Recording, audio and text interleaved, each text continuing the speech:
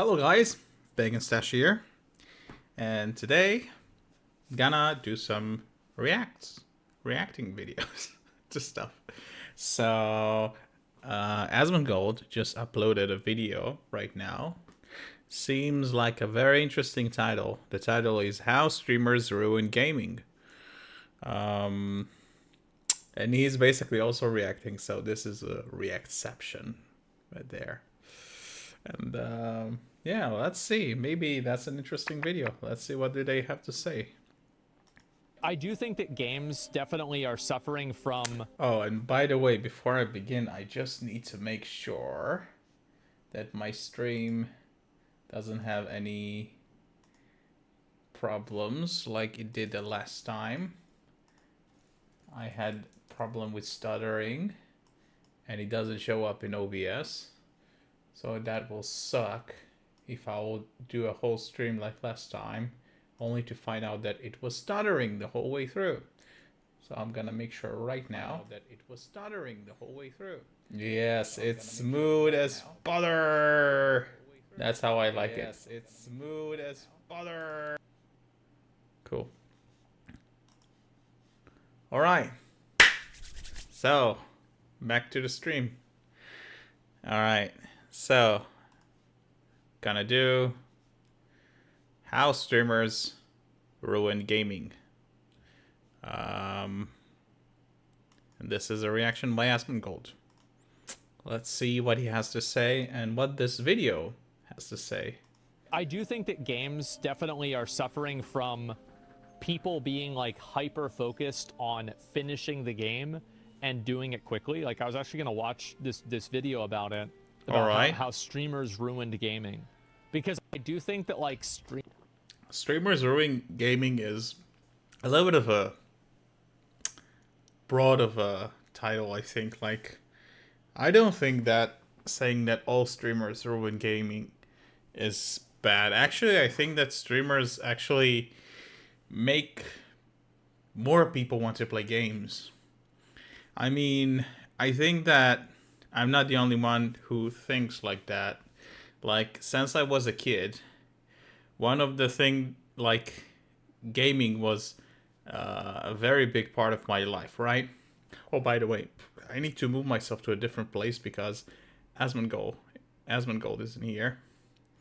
I don't want to ruin his placement, so I'm gonna move everything here.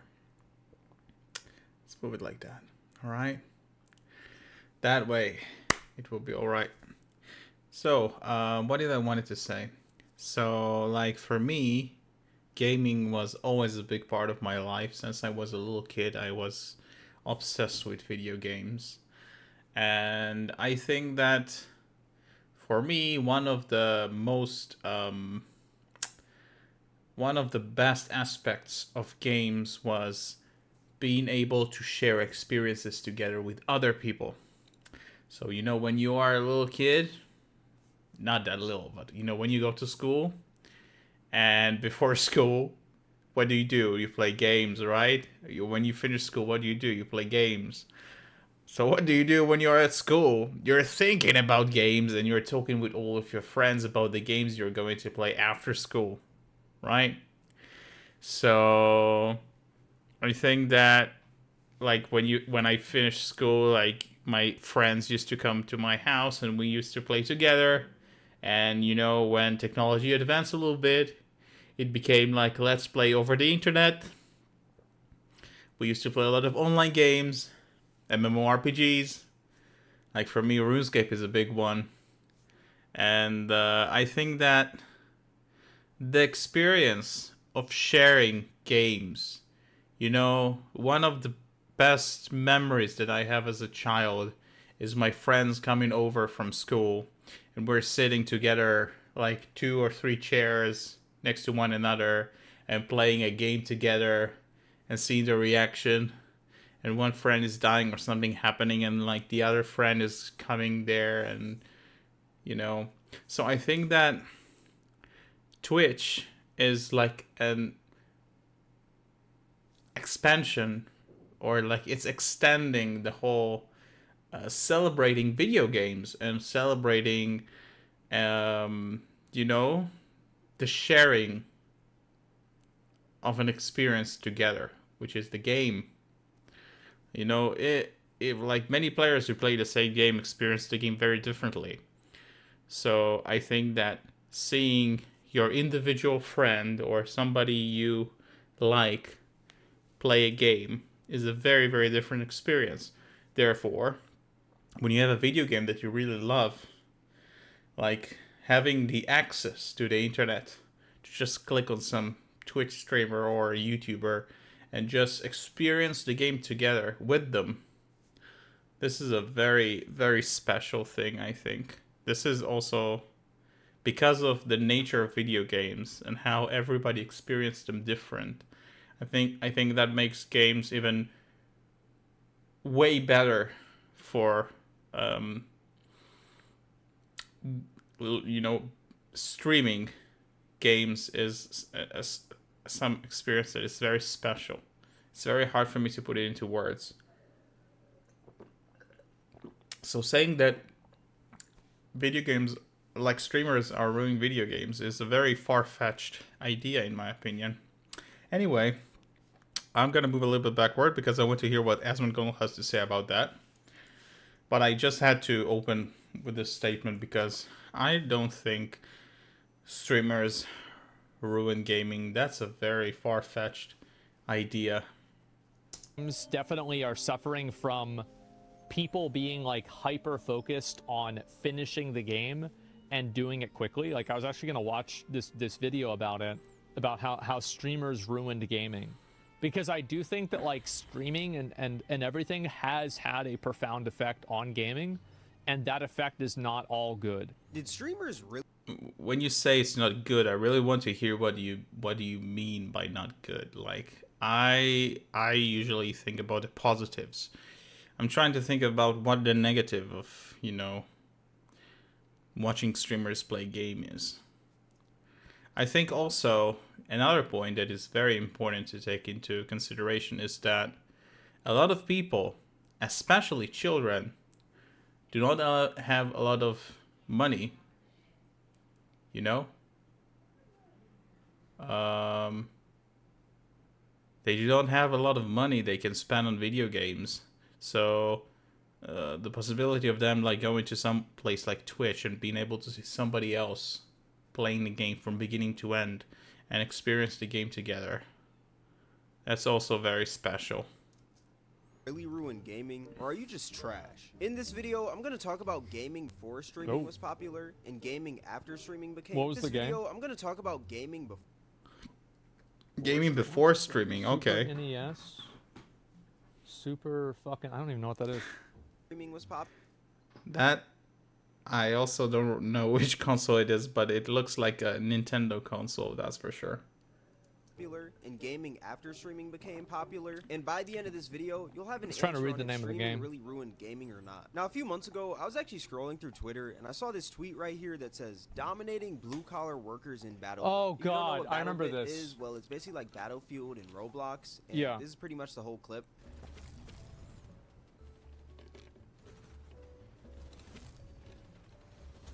Yeah, pretty much that guy is just straight up dominating people. Like that's pretty much it. And I saw a quote tweet that said, "Esports ruined casual gaming." Now I know the whole title That's of this so video stupid. is like something along the lines of how streamers ruined gaming, but I'm gonna put streamers and esports kind of in the same category. They are. Oh, they're not in the same category, not at all. And also, streamers are a very diverse group of people. The way that they play games is very different. There are people who play competitively. There are people who play for fun. There are people who are casual, and there are people who try to challenge themselves, have some crazy challenges, or actually just get some special juice out of gaming. I don't know how to put this into words. Trying to think of it, but like some people have a very brilliant way of going about playing a game that is not about the game at all. in the same category because they elicit the same type of behavior. And also a lot of streamers for a competitive Wait, game let in me the go same back. I'm I've gonna put lost it. streamers and esports Okay. kind of in the same category. They are in the same category because they elicit the same type of behavior. And also a lot of streamers for competitive games are streamers because they're competitive players. Because with I think we're talking about something completely different. So I think that Asmongold is understanding what is the bad vibe they're talking about. I still don't get it, but I guess I will get to it eventually. with streaming, you kind of got to either be good at a game or funny, and with esports, you got to be good at a game. So I'm gonna put them both together because they're pretty similar, if I do say so myself. But to really understand this, we got to go all the way back to 2018, the Fortnite boom. Before Fortnite was this cringe cash grab that pretty much just preyed on little kids for money. It was a game that nobody truly knew how to play, and everyone had fun with it. I mean, back in 2018, every single human being was talking about Fortnite. I mean, back then you had Fortnite meme pages. Every single human being was posting their wins. People were doing emotes IRL. Fortnite move! Oh, do it again, Jesus. Fortnite move! Jesus, that was holy I mean, shit. that's how we got was the cool. infamous ninja clip. Everyone wants to get it. Come on, baby. Show me. Oh my god. Just move. If you guys know it, just move. It's all I want to see some movement. I'm not seeing enough movement. Oh my god. And since Fortnite was so popular, one thing that also became watched that popular live. because of Fortnite was streaming. Back then, Twitch was Yep. like pretty niche, but I'd say that it was Fortnite his made comeback Twitch stream. more I remember that. mainstream. And you may be asking, why- Fortnite definitely was a huge impact on streaming. Fortnite was fucking Well, you can say that, but I don't think that Fortnite caused people like. I mean, I'm sure that Fortnite increased the amount of streamers on the platform. That's for sure, but it's not directly Fortnite because streaming came before Fortnite. It's that Fortnite became like the most, I don't know, the most popular game. And because it became the most popular game, then, you know, the amount of streamers who watch Fortnite increased. Like the order of, the order of cause of an effect is different. That is what I'm trying to say. The fact is different. That is. Wait a second. Having some technical difficulties. Wait a second. fucking massive.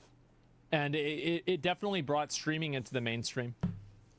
why did people go to Twitch and not YouTube? Well, the thing about YouTube is that a lot of YouTube videos are edited, and some people, they may be good on YouTube, but it's like on Twitch. Twitch is live, Twitch is raw. So if you lose, like, people are gonna see you lose. They sure and do. if you win, Exactly. people are gonna see you win. And that's I think that's part of the charm of the whole streaming culture. Like, I think that the thing that I really like about Twitch, and I mean, I can't say it about all Twitch streamers because different Twitch streamers behave differently, but in general, for me as a viewer,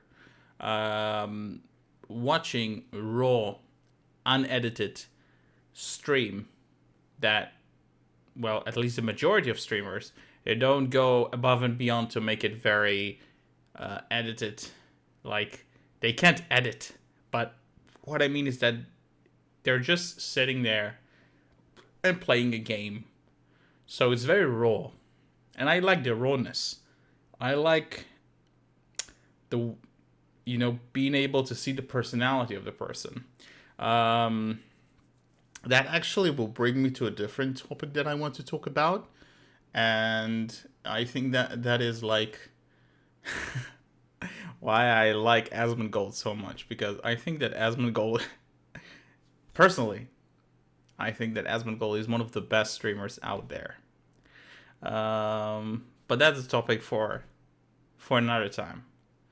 But I'm just gonna touch just a little glimpse about what I mean by that Asmongold is like one of the best streamers. I think that Asmongold is a very typical dude.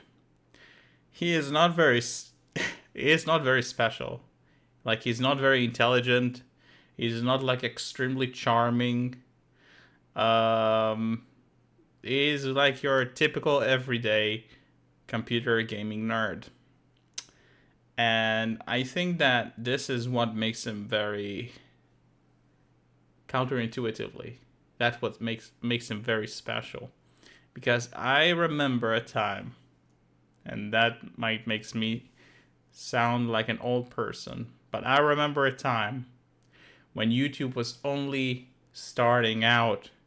It was fairly new, and almost nobody had advanced cameras or editing software or editors or money to have production. And they created very amateur videos, and I think that a lot of the very amateur videos, they were not very good, but I think that what made it very special, you know, the fact that like when you watch TV, you had like very expensive actors that went to acting school, and everything is scripted and everything is edited and everything has millions of dollars put into it. And then you had YouTubers who are basically just people who turn on the camera and do some funny stuff, and usually they just edit it with cheap Movie Maker or iMovie. And that was very charming, like seeing other people's videos. And I think that as time went by, YouTube became more professional, and it all became all about the money and about being more efficient and about the bottom line, you know. So YouTube became more and more and more similar. I mean, it's still not the same as like TV, but it's way closer there. It's way less raw. It's very, very professional today. And I think that's the niche that Twitch is still serving by being live. I can't say that all streamers are like that. There are a lot of streamers who have some productions, and like they are very unnatural in the way that they do their streams. But there are still the majority of people, and Asmongold is one of them, who is very raw. Just him turning the camera and just being himself, mostly. I mean, I'm sure that Asmongold is very different from Zach, which is actually his name. And you can actually see it. You can see the divide between Asmongold and Zach very clearly if you watch Zach's videos that he uploads sometimes to his other channel, not the main channel. He is being very raw, just turning on the camera. It's a very shitty camera usually, and you just talk to the camera. You see the difference. But anyway, even when he is being his persona, he is being Asmongold, he is still very, very raw and unedited and quite real. So yeah. Anyway, I drifted. I only wanted to talk a little bit, and I went on a rant. Let's get back to the video. Why Twitch was so popular, because you could see high-level gameplay in real time. To determine if somebody was truly good, all you had to do was just watch them on Twitch. And with Twitch becoming so popular, some streamers that a bunch of people were watching back then was people like Myth, Ninja, Dr. Lupo, Nick Merckx. The whole Ninja versus Myth argument was like the biggest topic in school. Wait, I need to go back a little bit because I've lost the sauce. I'm lost in the sauce. So popular. One thing that God damn it. Holy I'm talking too much tonight. People were doing emotes IRL. Right. Fortnite move. Oh, do it again. Jesus. Fortnite move. Jesus, That was beautiful. Holy I mean, that's how we got the infamous Ninja clip. Everyone wants to get it. Come on, baby. Show me. Oh my God. Just move. If you got Oh wait, I think I'll move myself here. Where's the chat? The chat is over here. I'm gonna move the chat here. Gonna move myself over here. Like that better.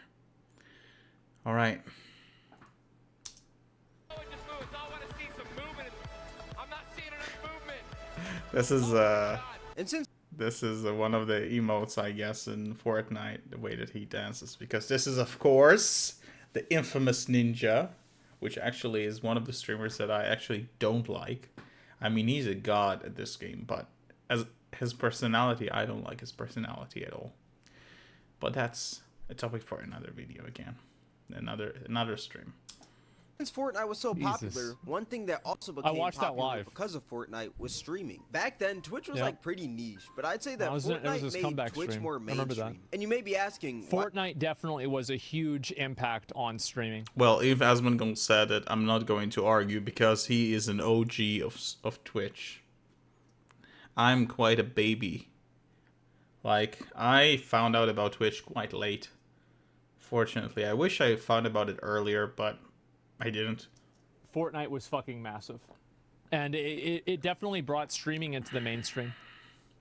Why did people go to Twitch and not YouTube? Well, the thing about YouTube is that a lot of YouTube videos are edited, and some people, they may be good on YouTube, but it's like on Twitch. Twitch is live, Twitch is raw. So if you lose, like, people are gonna see you lose. They sure and do. if you win, people are gonna see you win. And that's Yeah. why Twitch was so popular, because you could see high-level gameplay in real time. To Yeah. determine if somebody was truly good, all you had to do was just watch them on Twitch. That's and with right. Twitch becoming so popular, some streamers that a bunch of people were watching back then was people like Myth, Ninja, Dr. Lupo, Nick Merckx. Yep. The whole Ninja versus Myth argument was like the biggest topic in school. I remember I was Ninja back and in like Tfue. freaking 10th grade, and we were arguing Yeah. at lunch tables talking about if Myth or Ninja was better. I'm not gonna lie, back then I was team Myth. But with all those popular streamers and pro players being in the limelight, that made more people want to be a pro player / streamer. I mean, did y'all see how some of these Fortnite teams were getting down? Bro, I'm telling you, if I had to crank a few 90s to be a freaking Fortnite pro back then, I probably would. And that's exactly where the downfall of gaming happened. Everyone's everybody trying to be a streamer. Everybody TTV, YT, .kick, like live or something like that. Yeah, that's what it does.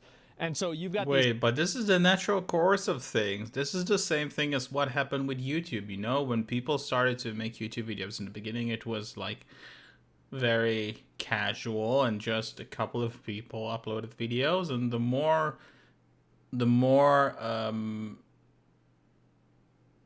famous YouTubers came out, then everybody wanted to become a YouTuber. That's not very different from Twitch. I don't know what is wrong about that.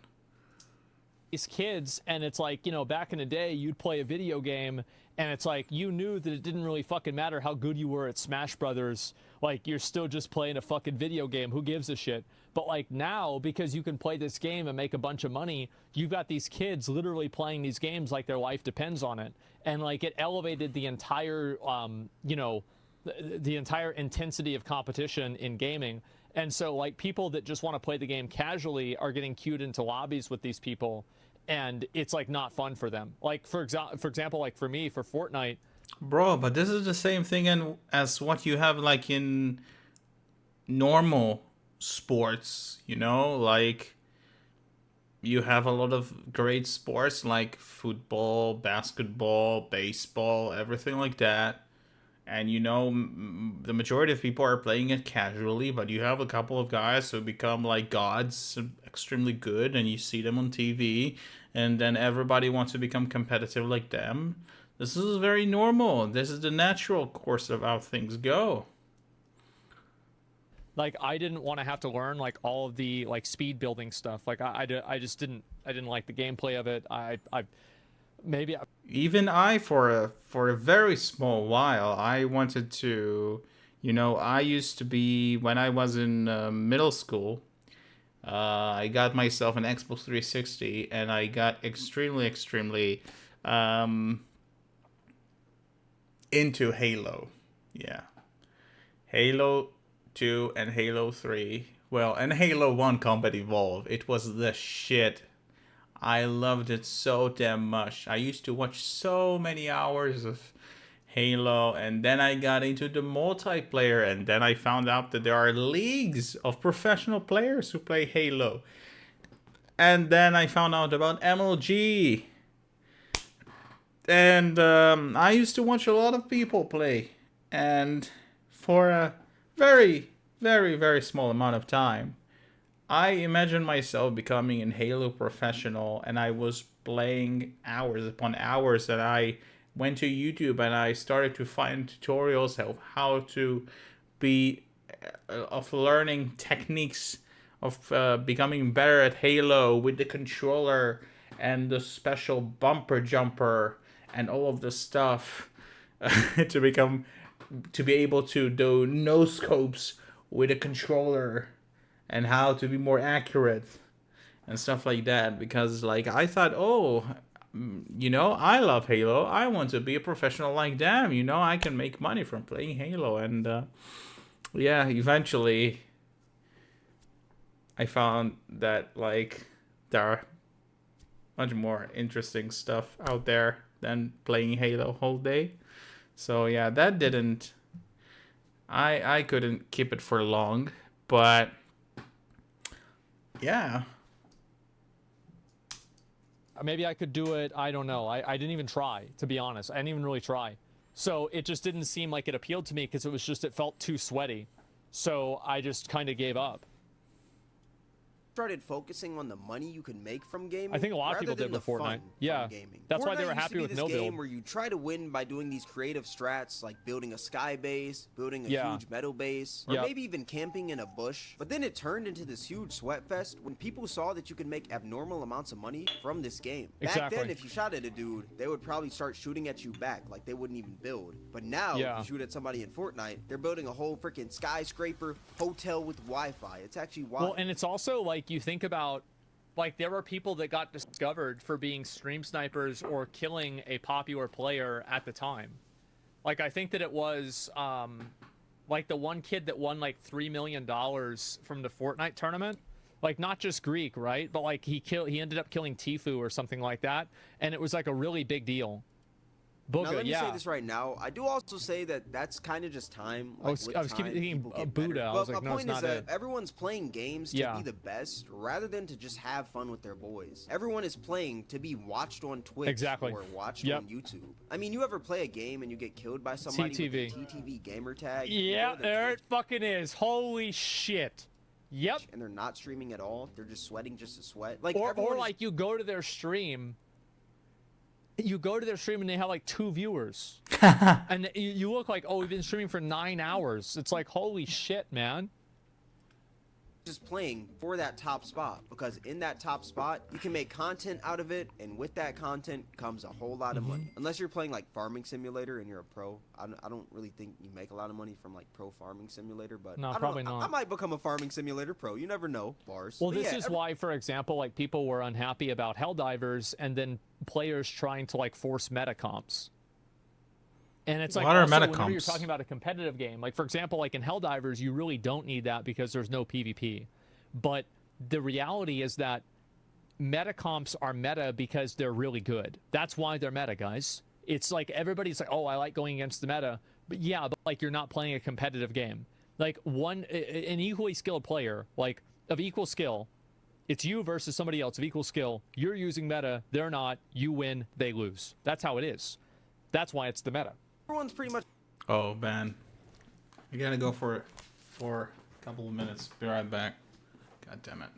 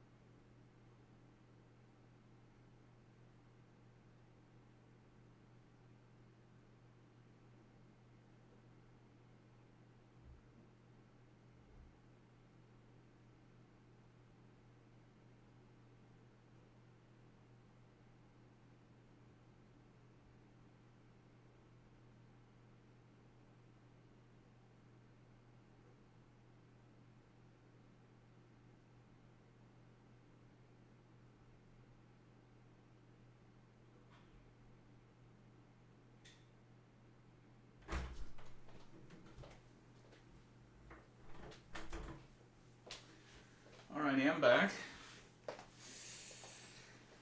Whew. Where was I? Where was I? All right.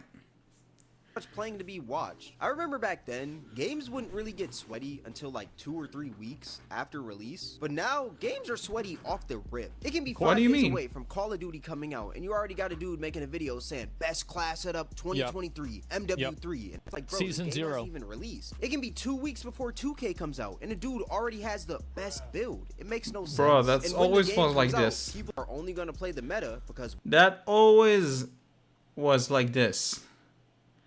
You had gaming, not journals.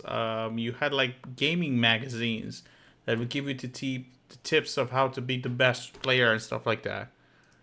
When you only play the meta, you can win more, and when you win more, you can get up to that top rank, and when you get up to that top rank, you can stream, create content from it, more people are going to watch you because you're up high on the leaderboards, and then the cycle just continues and continues and continues, and now everyone's just playing the same because everyone's just trying to be the best to be able to stream it / be watched. Back then, yeah, because like everybody, like I saw a poll and it said that like kids in like America and in, I think it was in the UK specifically, but somewhere in Europe, the #1 job they wanted to be was a streamer. And like, you know, #2 was YouTuber, or #3 was professional gamer, right? It was like 2 out of the 3 top careers were like being a video game streamer or something like that. And so, yeah, China wanted to be astronauts and doctors. Yeah, I remember, I think I said that then. Last time I brought this up. I don't know what that means, but probably not something good. Either way, this kind of stuff is, you have all these kids that are trying to do this, and the reality is that every once in a while, a kid does pop off, and he does do really well. So it's not like it's out of the ordinary. And like, if you're very good at a very popular competitive game, you will be able to make money off of that. Absolutely. It's not even a question. Even if you're just buying and selling accounts. Don't you think it feels better now whenever you beat the meta? Well, yeah, but you're probably not going to beat the meta, right? And this is like assuming equal skill, right? And that's my whole point. Is like, it doesn't matter whether it feels better whenever you're beating the meta.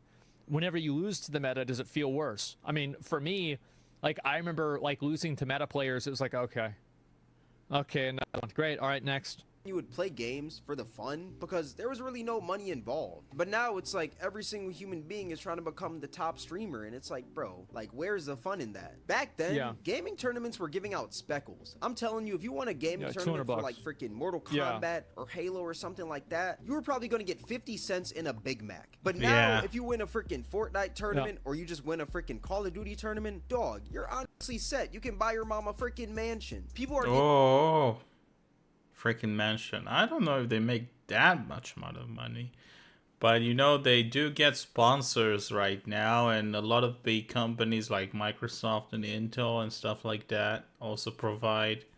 So it's a very different playing field right now.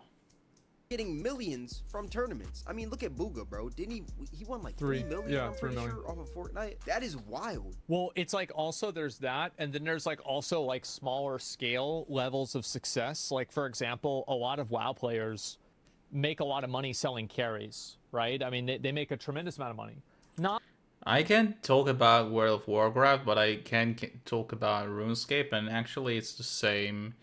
In RuneScape, you have a skill called Dungeoneering, and I remember when I went to the place where you do Dungeoneering. First of all, this skill is very, very unpopular. Like, the majority of people don't like Dungeoneering because it's quite a useless skill, and usually people do it only to get 99 with that skill. Or 120. Right now it's 120 if you are playing RuneScape 3. But yeah, when you went to the place where people do dungeoneering, you would usually only see like people who are carrying for money. And yeah, that was quite disgusting. But yeah, a lot of people pay for it, so you know, they do the carry. It's about making money.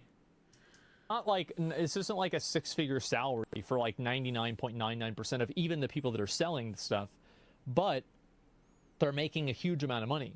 And they're able to do that and finance what their hobby is. And then if you add in streaming, well, then that's a whole other multiplier. Because, like, you're not just making $3 million, you're making 20 grand a month streaming or something like that. And it's consistent, and it's something that you have, like, you know, streaming is like it's, you know, obviously like the Hassan thing, right? Not every single thing about streaming is always good all of the time. But listen, guys, a lot of fucking things are. And you can complain about streaming, like Asana complained about it, I can complain about it, anybody will complain about it, but at the end of the day, they're probably going to go live the next day. Huh. So the truth is that streaming, you have a lot of advantages and opportunities that you don't necessarily have whenever you're working a traditional job. So of course, that's why I think so many people go after it. That is insane money. Another thing about gaming after streaming is that games that aren't even sweaty are becoming sweaty. For example, Fall Guys. Yes. I remember back in 2020, every single human being was playing Fall Guys during quarantine. And with everybody playing Fall Guys, TikTok got a hold of that. And I remember scrolling through TikTok one day, and I saw this one dude making videos of the best strats on certain maps on Fall Guys. And I just thought to myself, what do you gain from being a sweat in Fall Guys? Bro, but look at Mario. People sweat about Mario all the time. And Mario is not a competitive game. It's not designed to be competitive. But people play it competitively. This is what speedrunning is. That's nothing special. It always existed. Oh, man. Bro, I think he's very young. Fall Guys. What do you gain? Like, I understand. He gains views. That's what he gains. And people want to win the game. It's really not that complicated, but it's still like whenever you say it, it's like, yeah, it kind of is it, you know? It's the point of the game. Yeah, exactly. And you're trying to show people how to win and stuff. But I feel like the reason why Fall Guys was so fun was because nobody was making strats or anything. People were just hopping in, having fun, just playing like... They always did. You just didn't know about it. Headless chickens, you know? I feel like games die out quicker when you're making all these strats and stuff on how to win, when it's not even like... Obviously, yes, the goal in Fall Guys is to win, but I feel like the whole point of that game is to enjoy the journey. Like the fun... people play like their life depends on it, because it does. Like, these are people that don't have any other prospects in life at all. So, like, their win condition in life is to be a streamer, or to be like a YouTuber or something like that, professional player. So whenever they're playing like their life depends on it, that's actually true. In their mind, it is. With friends, the freaking hurdles you're going over, that one dude griefing you on the map. Like, when you're only focused on trying to get crowns in that game, the game becomes less fun because you're just focused on the destination rather than the journey. Imagine coming home from a long day of school or work and you're getting sweated on in Fall Guys. Imagine you're over there just trying to chill. You know, you're on this little cutesy game that's like Wipeout, and out of nowhere... I also think like another reason is that I bet in like traditional sports this probably doesn't happen as much. Like, it's not like people are sweating on the basketball court because they think that they're going to be able to go to the NBA. Like, it's probably not that big of an issue in the same way that it is with Twitch. And I think the reason why is there's not really a lot of, like, general, like, cultural understanding of, oh, yes, they are. You think they do? I don't know. The last time I played basketball was, like, 10 years ago against anybody else that wasn't just, like, a friend of mine. They definitely... It is. It's exactly the same thing. There is no difference between basketball and being a professional. I don't know if calling it a streamer is the way to go, but esports player. Streamer. But it's not about being a streamer. It's about the guy who wants to be like professional esports. That's the reason it's called sports. It's competitive. But not all streamers are into competitive stuff. Not all viewers are looking for competitive streamers. I don't watch competitive streamers. I found it boring. Definitely do. You think so? Well, damn. Maybe that's not a good example. But I feel like also because a lot of people... Well, here's my point. Like, being a good streamer isn't just about being good at a video game. And... Finally, he's saying something that is true. The best streamers, I think, make streaming look easy and make it simple to do and make it seem like it's a very one-dimensional process. Now, if you actually... What do you mean by one-dimensional? Look at it, and like I could explain it in like 50 different ways, right? Please But at do. the end of the day, streaming and being successful at it, there are more facets of it than people would initially expect. And I'm All not right. saying it's hard. I'm not saying like you can't do it or it like takes a PhD to do this. Especially to like a young person, they're going to think that all I have to do is turn on my stream and play video games and I'm going to become a millionaire. That is true. And I can contest. Yeah, I think contest is the right word. For my personal experience, when I started streaming, first time that I streamed, like, when was it? I don't remember exactly. Quite a while ago. I saw like Asmongold and I saw other streamers and I thought, oh, I just turn on the camera and I just do my thing and very, very fast, couple of days, well, not days actually, couple of hours into the stream, I've found out that actually my stream was stupidly boring. And then I looked at people like Asmongold and other streamers, and I was like, it doesn't seem like they're doing anything special. Why is their stream so interesting? So yeah, that is a very, very good point. People think that streamers just sit on their asses in front of their cameras and just talk. But this is not true. If you just take a random person and put them in front of the camera and make them just talk, it's not an interesting stream to watch, and most people will be extremely boring. It actually requires some special abilities and efforts to actually be an interesting streamer.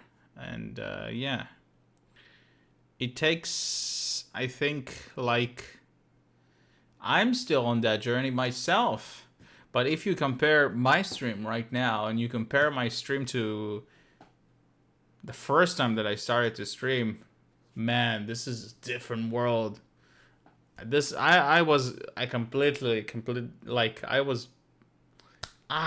can't find word to describe it. Such an amateur. Hopefully, if I do progress and become better, I would be able to look at my stream in the future in like 1, 2, 3 years from now and say, oh, I used to be such an amateur for my stream right now. So we will have to look into the future to find out about that. But yeah, I think that just because you turn your camera on and put on a video game does not make you a streamer. And it does not make you a good streamer.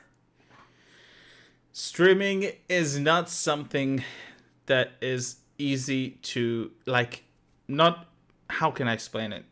Being a streamer, or let's say like that, because everybody who turns their camera on while playing a game can call themselves a streamer. So I would say it like that. Being a good streamer is not simple. It's not simple, but it's very hard to put into words how to do it, because you only know how it feels to be a streamer, and you only know about the hardships of being a streamer when you do it. When you do it for a while, you start to understand it. It's very hard for me to come up with a way to describe the difficulties of being a good streamer. And I'm still on my way there. I'm still working on myself every day, every stream. I still have a long journey to go. So, what Asmongold said is 100% correct. It's 100% correct. And that's not really how it works. TTV Try Hard for Life literally just claps you every single map. And it's like, Yeah. dude, you can't even have fun anymore. And since everyone's tryharding, games are now catering to the bad players. One thing that games have been implementing is this thing called skill-based matchmaking. If you don't know what it is, well, I'll basically explain. Think of a lobby where all the top players from a bunch of different games all get into a lobby with each other and go head to head. Basically ranked play, but with no bonus rewards or anything. You just kind of get into a lobby with the best players without getting getting any specific reward in casual play. And the thing about skill-based matchmaking is that it's unfair because the good players are being punished for being good at the game. And it gets to this point where it's like... I think it's such a nuanced conversation, and I honestly don't know what the right decision on skill-based matchmaking is. Because, like, for example, how many of you guys quit playing Fortnite because you kept getting beat by people that were so far above you in skill level that you just knew that you were never going to put in that amount of effort and you were just like, okay, I'm done, right? So it's like, yeah, you have instances like that, and that's why skill-based matchmaking gets put into a game. And you should want to play against people that are... I think that, like, an algorithm that filters players to make you play with players at your own level. Skill based. I would just want to make sure, because I'm not a professional at this. I don't play games professionally. Like, this is not my forte. So I want to make sure. So I'm going to Google it. Give me a second. Are above you and so what did it say? For being good at the game. And it gets to this point where it's like... I think it's such a nuanced conversation, and I honestly don't know what the right decision on skill-based matchmaking is. Skill-based matchmaking. Okay, let me Google that right now. Let's see if I'm correct. I mean, if I understand what it means. Skilled-based matchmaking. Let's see. Okay, Wikipedia. Here we go. Okay. Skill-based matchmaking, also referred to blah blah blah, is a form of matchmaking depending on the relative skill level of the players involved. I think this is great. In my opinion, skill-based matchmaking is good, because when you go into a lobby and you just are being populated with random players, it makes the players who are very low level encounter a very high level players that kill them, and then they just quit the game. And it also makes it that the higher level players are being bored and unchallenged. The whole thing about when you play a video game is that you want the other player to be at your difficulty or just a smidge bit higher than you. You always want to improve. You always want to progress up. And you can't progress up if you're fighting somebody who is a god level player. And you can't progress up if you're a god level player. If you're a god level player, you need to fight against other gods. And they need to be just a little bit better than you. This is completely smart thing. I don't know what is so political about it. Because, like, for example, how many of you guys quit playing Fortnite because you kept getting beat by people that were so far above you in skill level that you just knew that you were never going to put in that amount of effort and you were just like, okay, I'm done, right? So it's like, yeah, you have instances like that, and that's why skill-based matchmaking gets put into a game. And you should want to play against people that are of your same skill level. But the opposite of that is that if you invest a lot of time into being good at a game, I think a lot of people want to be able to go 20-0 and just farm people that are fucking garbage. So it's like, People who just want to do that are sad individuals, in my opinion. How long can you feel... How can I put it into words? Let's say that you're a god level player, okay? Then you're playing in a matchmaking against total noobs. You farm them and you farm them and you farm them and you farm them. 20 minutes, 30 minutes, 1 hour, 2 hours, 3 hours. How long can you farm somebody before you get bored and you just drop the game?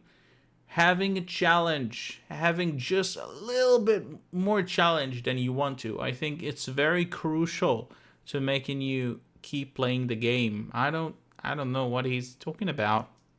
No, I think it's a matter of, like, the strength of the skill-based matchmaking. I think that you need some degree of skill-based matchmaking, but I think that in a lot of games, it's too strong, where it's like, if you win one game, if you go top 10, and then you win the game after you go top 10, you know that in the next game, you're going to be number 83. So, like, yeah, I think probably having a wider gap or a wider, like, range of people that it's acceptable for makes it okay. And I think it's whenever it's... Actually, that's a good idea.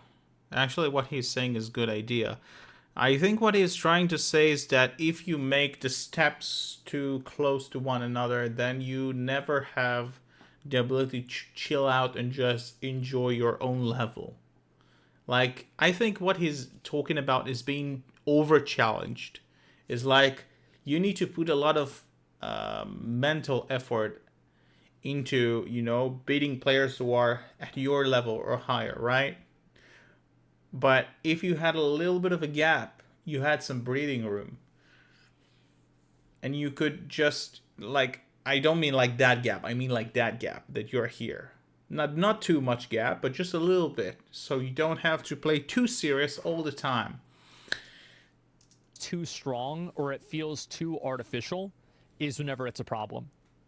Smurfs ruin games. I am a big advocate of smurfing being against TOS. I think it's one of the stupidest fucking things that you can have somebody that's like playing on an alt account on ranked, ruining the experience. Like this happens in WoW.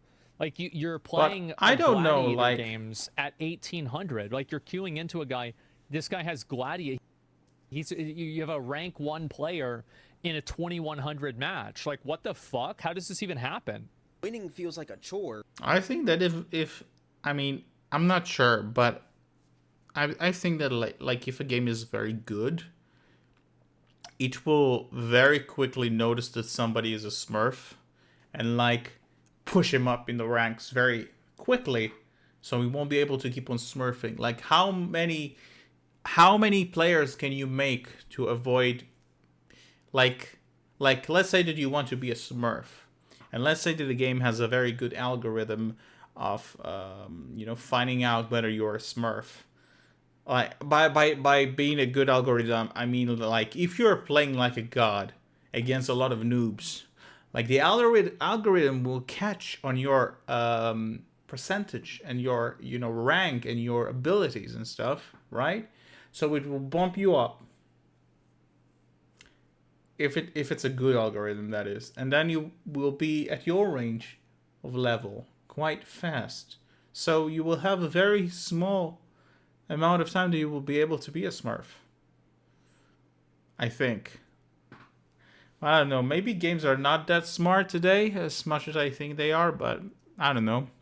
I don't play competitively, so rather than actual fun. Because back then, if you truly wanted to sweat, you would go into like a ranked game mode or something. But now, if you're a tryhard, you're gonna play every single other tryhard 24/7 just because you're good at the game. Back then, games like Call of Duty, what they would do, you would join a lobby, and if you wanted to leave that lobby, you would just leave it, and if you wanted to stay after the game, you would stay. But now, after a game is finished, they just transport you to a whole different lobby with everyone else who also did good, and it's like now you gotta go head to head with all the big dogs just because you won one game. I remember Call of Duty Black Ops Cold War, that had some of the worst skill-based matchmaking ever. That game was borderline unplayable because if you won one game, you would be playing the freaking Optic roster from freaking 2014 just from winning one game. And another way of games catering... Well, I think also, like, that's what I was saying before about it being very artificial. Because, like, also you have to keep in mind that if you're winning games and you're crushing people every game, the people getting crushed are having that same bad experience that you have whenever you're queuing into Optic.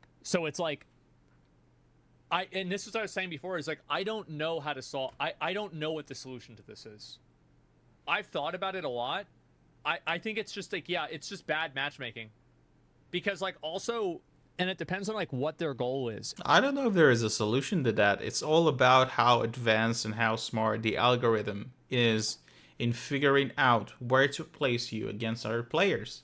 And I think as time goes by, the algorithm gets smarter and smarter and gets better and better data on you, because this is the time period that we live in. We're living in a period that huge amount of data is being collected about us all the time. And yeah, it sounds scary, but actually it has some good point in it. Like there are negatives and there are a lot of positives, and I think that when it comes to games, especially when it comes to something like matchmaking, having an algorithm that assess your abilities as a game is actually something very positive. I remember a time. Now my gray hair will show up. When I used to play Counter-Strike Condition Zero, and I would just go to a server, and I would be dominated by the players all the time. Why? Because players were not ranked. They were not they didn't have matchmaking. It was just a server, and you go in, and you are like fighting against people who are way, way, way above your level, and the same players are coming to the same server over and over and over again. So you don't have breathing room to improve and become a better player yourself. So you just quit eventually. Or you just go and search for another server and another server and another server until you find a server that has noobs in it. And you can play there for 5 minutes, you can play there for 10 minutes, and then all of a sudden some crazy god player will come in and will cut your head off. And then, you will be again put up against the wall. So I actually think that matchmaking is something good. Is their goal to get you to a 1-to-1 kill death ratio? Or like, what is the goal? Like, how do they calculate what your internal rating is? I don't know. To bad players, Fortnite adding bots into their games just so you can feel better about yourself. Yep. Let's be real. It is 2023. They do that for new players, as far as I know. I don't know if they add bots. Like PUBG adds bots even whenever you're not new, but Fortnite, I know that they add bots for new players. Nobody is a default anymore in Fortnite. I mean, back then, yes, there were people who were bad at the game, but nobody is so bad that they're literally running into a wall 24/7 in Fortnite. So now it's like... Well, I don't know if I'd completely agree with that. I think that there are always going to be, like, there's always a new batch of 7-year-olds that play the game that are shitty at it. There's no middle ground. If anything, I would say exactly the opposite, Asmon. I think that you would have a batch of extremely old people who don't know how to use controller and get confused with the two sticks. Usually the younger audience tend to be better at this game, but between the good and the bad players. It's like, if you're good, you're being punished, and if you're bad, you're being rewarded. There's actually this tweet by FaZe Sway that says, "The downfall of video games started when kids complained about people being good at the game. I remember when I was a kid and saw a Master Prestige in COD, I didn't tell him to take a shower or go outside. I sent that MF a friend request." And that's facts. Instead of actually... I think that, like, that's definitely true, and that's a good point. That's sometimes what I would do too, but that's also coming from the mindset of somebody who's a professional gamer.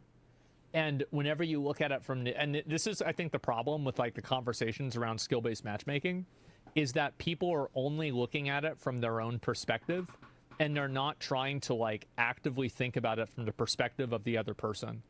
Because, like, if you, like, for example, some people might not have time to get good at the game. And so if the game is really hard, then they just end up quitting. That's it. And, like, sometimes that's the right option, right? I mean, like, especially for competitive games, that's the right option. If you can't get good at the game, you keep losing, then just quit. But the reality is that if you have so many people, if the game is so hard to get into and the skill cap is so high, well, look at StarCraft. Look what happened with StarCraft. The game's fucking dead. And RTS as an entire genre is dead. I think one of the big reasons for that is because the skill cap is so high. It's like the amount of metagaming you have to do is incredible. You adapt to the challenge. Yeah, but, like, what you see, again, this is like... That's not true. You do not adapt to the challenge. It really depends on the individual you're talking about. Some people will adapt to the challenge, but the majority of people will just quit. The majority of people are not that resilient to failure. I just need a second. Be right back.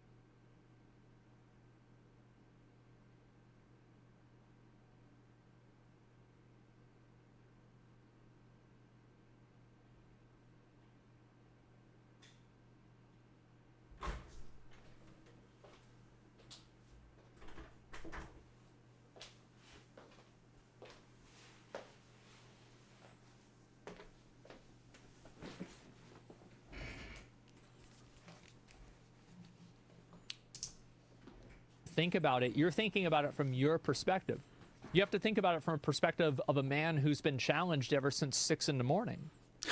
It's 8 p.m. now. He spent 8 hours being challenged. Yeah, for you it's a challenge, but for him, like, he works for a living. Like, right. That's his challenge. This is his enjoyment. He's playing this to enjoy himself. And you can easily say, oh, well, this game isn't for you. He has got a point. He has got a point. Great. That's fine. But if enough people say that, then the game dies. And that's what happened with a game like StarCraft 2. I think it's a big reason. And it's what happened, I think, why a lot of people bounced off of Fortnite. The game just got so good, or the game got so hard. So again, like, just try to look at it from other people's perspective. Try to, like, listen to what they're saying, and like, remember, like, being able to overcome a challenge in a video game doesn't mean anything. There's no, it's just a game. Putting in the work to be good. A lot of people just sit there and complain, and now games are kind of catering to them. But one game that I say that kind of bridged the middle ground between the really good players and the really bad players is Street Fighter 6. One thing that Street Fighter 6 did, they added something called modern controls and classic controls. Okay. Classic controls, basically you have to do more to push out a combo, and if you do that successfully, then that combo does more damage. But if you play modern controls, you only hit square or something, and it'll do a full combo, and those combos do less damage. So it kind of bridges the gap between good and bad players. Okay. But that's a whole fighting game. That's an interesting thing. Although, I don't know if I like it. It's not bad, don't say it like that. Can this be? But, like, why would you want to play a fighting game if you only hit one button and it does a full combo? I don't know. Fix in like games that are like FPS or something like that. In my honest opinion, I say that FPS games should just go back to like the regular lobbies, you know? Back then, you could join a lobby, scope out the lobby, see who's like the freaking best players and stuff. If they were a little too good for your level, you could leave if you wanted to. Like, I don't think that you should be transported into the freaking universe of the top 12 Call of Duty masters after you win one game. I feel like there should always be that option to stay if you want to stay or leave if you want to leave. There was nothing wrong with those lobbies back then. It's just like, I think what they should do is they should just, like, really soften skill-based matchmaking and like make it to where, like, you play against a much larger variety of players, or at least, like, you have, like, more of a gap between them, and then just, like, try to get more people to actually play ranked. I actually agree with Asmongold about that. Because, like, that's really the experience you should be trying to have. Like. But if you do that, you also increase the ability for people to smurf. The bigger the gap, the more smurfs you will have. And also, I think that, how do you do that? Because, like, a lot of people care a lot about their rank in a ranked game. I think that what they have to do, this sounds stupid, but I think that they have to, like, find a way to make people not care as much about their rank. games just want. But I think the whole idea behind games, especially FPS games or third-person shooters games, or basically the majority of online games, it's about becoming better than your opponents. It's about poning other people's. So I think that the fact that you always see your rank and you're always advancing, that's what the games are. They like this. They want players to be overly conscious about their rank. That's part of what makes people get addicted to playing those games in the first place. To cater to the bad They just want to play the game. You know? So it's honestly just like, gaming is just honestly a huge sweat fest. And that rounds back to like the ultimate question of this video. Did streamers really ruin gaming? In my No, they didn't. honest opinion, yes. I 1000% believe that streamers in esports ruined gaming. Because there is... I disagree completely. I think people can still play casually if they want to, but man, I'm trying to argue with him, but it's really hard to argue. But I don't agree with him. I mean, I don't think that streamers are at fault. Streamers are just, and again, it's not streamers, it's esports streamers. They are not at fault. They are just the result of the circumstances around them. There's no reason why. Ruined is always a hard word to Because esports players existed always, even before being an esports player was a thing, even before streaming was a thing. There were always people who were competitives and trying to own other players. It always existed. It wasn't born during, the rise of the streamers. And many streamers are not into that kind of stuff. And many of the viewers are not into that kind of stuff. Like, streaming just gave a platforms to those esports players to use, because it's like there's a lot of great games and people like playing them, but I definitely do think that as somebody who's played online games for a long time, that after people realize you could make money with them, it has dramatically changed the way that people perceive content and the way that people go about playing games. People should be sweating at a game where you literally farm cabbages. How do you even sweat in Farming Simulator? How? Let me know in the comments. Do y'all think you can sweat at any game? It's just a matter of perspective. Streamers / pro players ruin gaming? Or like, what's your guys' take on this whole situation? Let me know. But yeah, this is going to wrap up the video. If you guys made this far, I appreciate you. You're blaming the streamers. It's not the streamers' fault. They are just the result of the circumstance.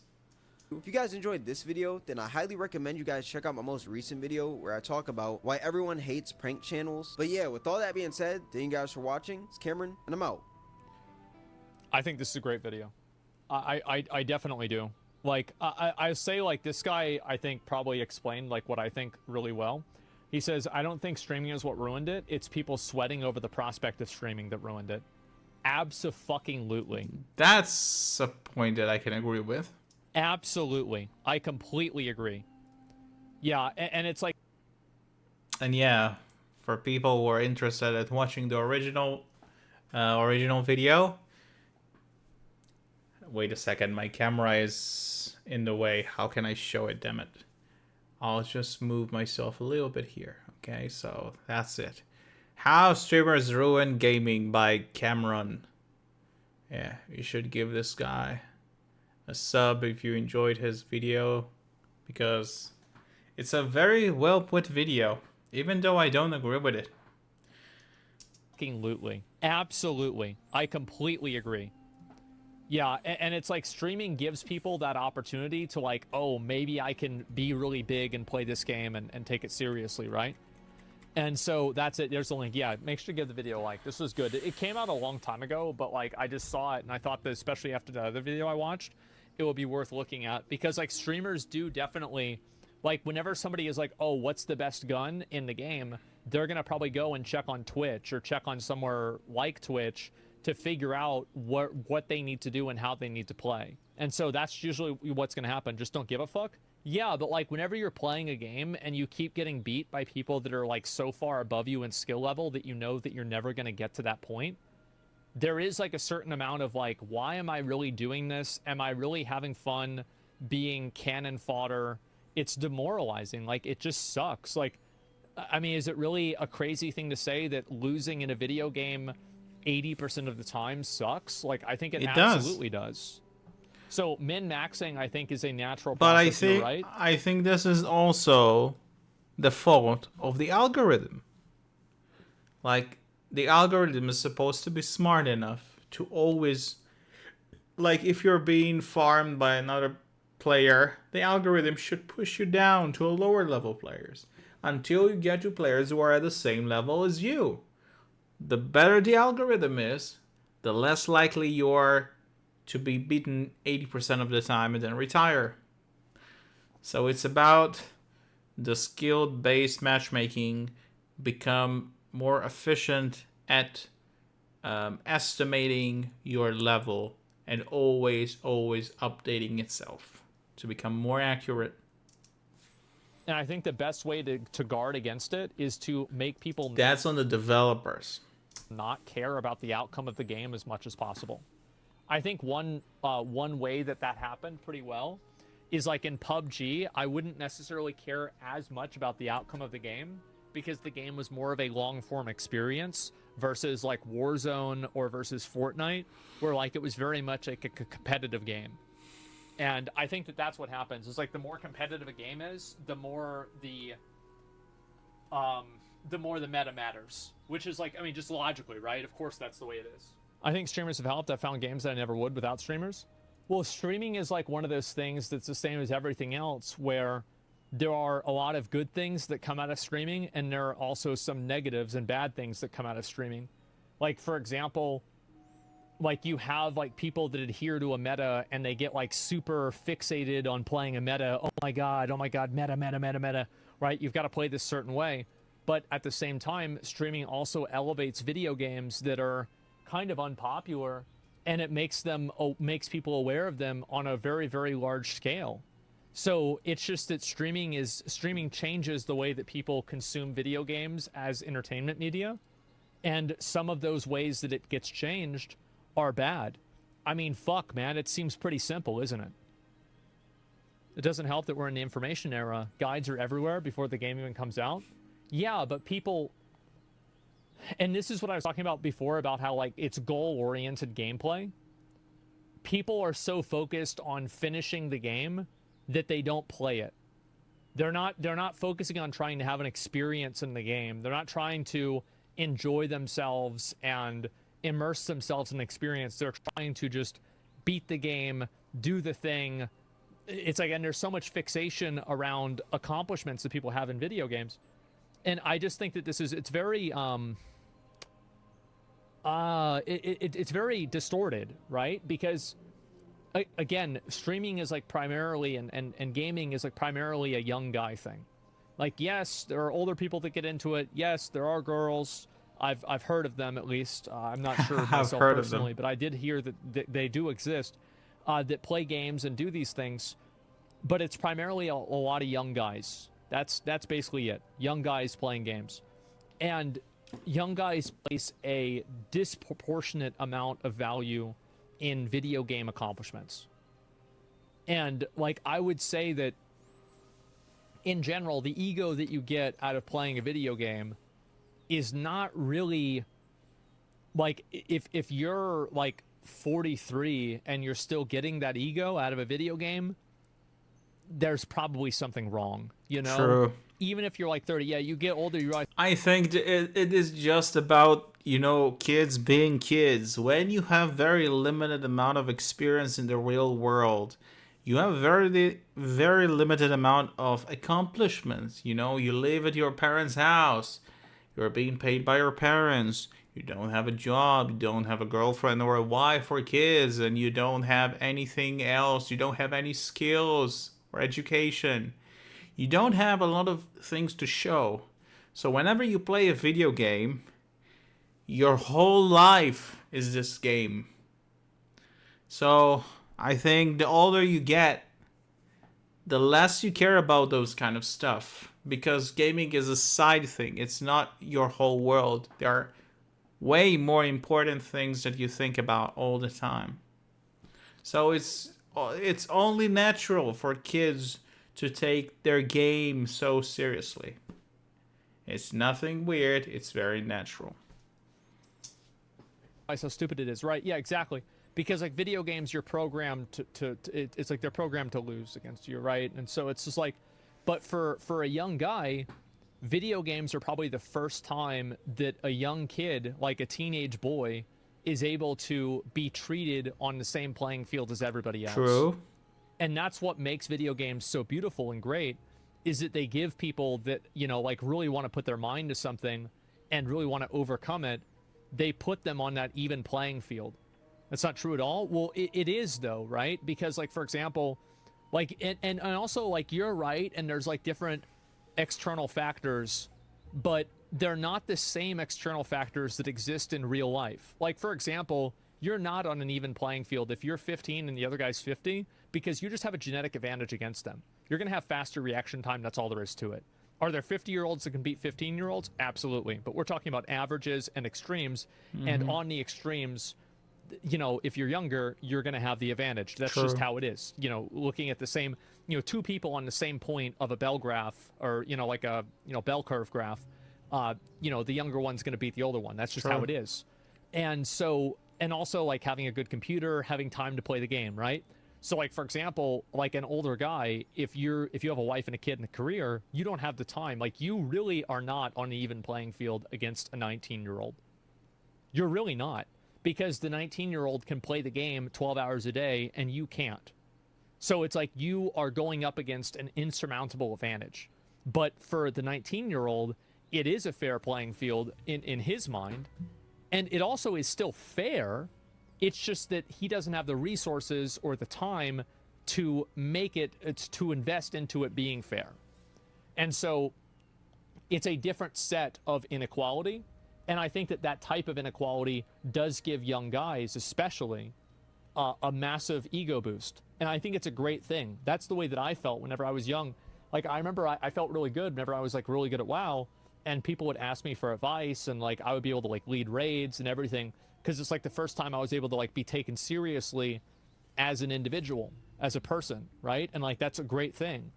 But at the same time, you know, like making the games and like trying to fixate around that, I think can be very toxic for games too. I'm 30 and I enjoy games because life is hard and games are nice or enjoyable way to pass time. It's that simple. Exactly, yeah. And so like, and this is one thing that like a lot of like more hardcore players don't really understand, is that a lot of the people that play games aren't playing them because it's like, they're not there for the challenge, they're there to enjoy the game. And I think it's like something that whenever you're young, it's hard to understand, and whenever you're old, it's hard to understand the opposite.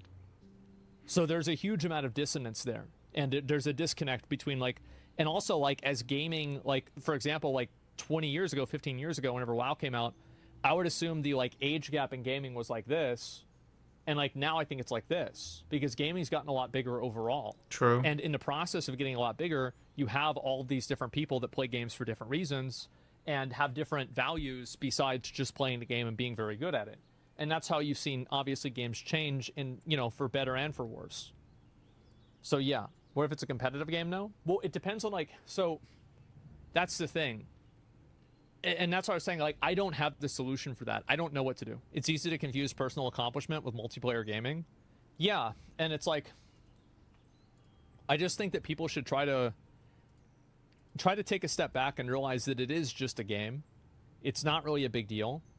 But at the same time, if you have fun and you're enjoying it, then you've already won. And if you're not enjoying the game, most people that are playing a game really seriously, even if you're in the top 1%, you're a loser. You're a massive loser if you're only in the top 1%. Because if you look at the people that are playing and that are like really well known in like the WoW community or in any of these other communities, like the guys that really pop off are in the top 0.001%. Like you look at WoW, Max is in the best guild in the world. Peo is a multi-gladiator. Stay Safe, I think, used to play pretty seriously. I'm not really even sure. Shobek actually competed in a tournament for the game. Vinruki has been a rank 1 player for 15 years. Rank 1 is the top 0.1% of the arena competitors. So it's the top 0.1% of the best players that are doing arena. So a lot of these guys, Absturge, you know, Bajira, multi-rank 1. So if you're only in the top 1% in a video game, you're just a loser. That's all there is to it. You're just a fucking loser.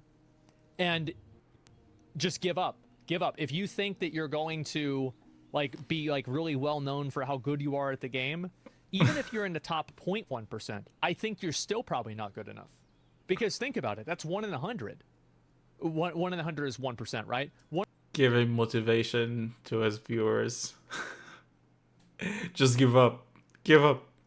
There is no point in even trying. 1 in 1,000 is 0.1%. That's nothing. Bro, like how many big streamers are there? There's like 15. Very small amount. Are there 15,000 people? No, there's probably way more. It's the same thing with real life and sports. If you're top 1%, you're nobody. Yeah, exactly.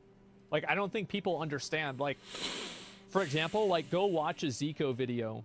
And like I noticed this with the Makara tournament, is that a lot of like casual players for these games, they don't even know how good the best players are. That's true. It's like an unironic, you don't even know their power level. That's true. Like there's like levels of gameplay that these guys are existing in that you have no idea that it even exists. It's like if and this is a problem with like WoW Arena, is like you can't appreciate like a lot of things that happen in, for example, Arena, unless you are a 2200 player, because you don't even know what's happening. And I remember seeing this at BlizzCon. I remember people cheering for like a rep paladin to get killed in Arena, and they were like, "Oh my god, the match is almost over." And rep paladins in Arena had auto bubble whenever they would die, so it was like a death save. So like you couldn't even kill them then. It wasn't even possible. But like everybody was cheering for it, they had no idea. Because like the average player doesn't even understand enough about the game to be able to appreciate the good players. That's true. Next one said the same thing with the best fighting game players. Yeah, people don't even understand how good they are. Even if you've beaten the best players, you still aren't beating them more than you're losing to them? Yeah, exactly. Like, I beat Rekful in Arena. Once. You know, it's like, you know, you think about the fact that, like, you know, if you've ever beaten a really, really good player, you screenshotted whenever you beat them. They didn't screenshot whenever they beat you. They don't have to. It's a good way to say it. And so, yeah, people need to have, like, a more grounded perspective on whenever they're playing these games and they think that they're going to be, like, really well known. Like, you really do have to be, like, even if you're in the top 0.1%, you're a loser. Don't even try. Give up. Give up. You suck. Just the but way you it is. will never have a chance to even get to the top 0.1% if you will give up. How does it make you a loser, though? Of course, he's right. The majority of people will never have... They will never be able to reach there. But in order to be able to reach there in the first place, you need to have the belief that you are one of the special few who can get there. Without the belief, nobody will get there. Even the few who will. The majority of them will not. But they need to believe they can get there in the first place. Well, you're a loser in terms of competing to be one of the top streamers or top esports pros for the game. And you're a loser because you'd lose to them, which makes you a loser. Losers lose. And you would be losing, which means that you are a loser. I love his honesty. I don't make the rules, man. I I'm love just his saying how honesty, it is. man. That's a bad take. You can still improve. Then improve. But what I'm saying is that, like, a lot of people, the best players are also improving. They are always improving too. So, like, yes, obviously, like, you can become better, but at a certain point, you need to be honest with yourself and realize that, like, no, you're probably not going to be so good. It's not like the best players never get better either. Like, Vinruki is probably a better player now than he was 10 years ago. And 10 years ago, he was a rank 1 player. Now he's a rank 1 player. You see what I'm saying? This hurts. Yeah, that's just how it is. Like, those people are going to keep getting better. You're a loser until you win. That's just how it is. Yeah, but at a certain point, like, I'm just saying, like, to be honest about, like, where your standing is. Yeah, it's not a bad take. I'm just explaining how the world works. Yeah, and, like, I know it's hard to say. But, like, that's why I say it. I'm kind of saying it in, like, a very blunt and, like, rude way. But I think it is really true. You aren't going to make it. Yeah, there it is. There it is. You're just not going to make it. So when did you give up on that dream, in your opinion? When did I give up on it? I'm too old for it to have ever been a dream. Like, actually, that's not true. I actually really wanted to play Apex Legends really seriously. And, like, maybe not be, like, a competitive player. I never thought I would be a competitive player. But, I wanted to stream it and, like, be good enough to stream the game. And I played the game nonstop for, like, a month. And I didn't feel like my improvement in the game was substantial enough, so I gave up. I was like, I'm not satisfied with my performance as a player, and I don't think that I'm going to get better at a rate that I feel like I'm investing my time into this and it's worthwhile. That's all there is to it. It's not your game. Yeah, it just wasn't my game. At the end of the day, it just wasn't my game. Man, Asmongold always have Alrighty. Asmongold always have good takes. Always, he always have good takes. Man, that was a good one. Alrighty. Alrighty. I was full of energy, but I'm starting to feel a little bit tired, so I think that will be all for today. But of course, I will be back. So, thank you everybody for watching the stream, and as always, I'll see you in the next one. Bye-bye.